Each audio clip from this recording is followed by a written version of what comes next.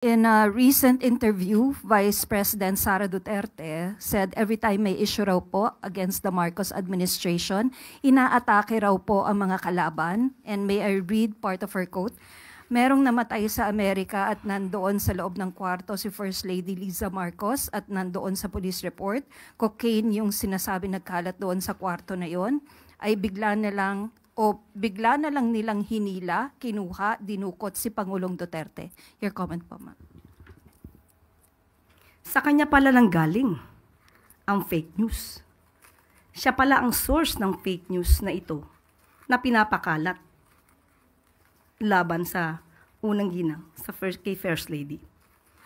Unang-una po, kailangan pa ba natin paniwalaan ang mga ganitong klaseng istorya na nanggagaling sa Vice Presidente? Tandaan po natin, dumating si First Lady sa Pilipinas, March 10, 2025. Kung gusto niya pong alamin yan bilang Vice Presidente, may records po yan. March 11, nagkaroon po ng event si First Lady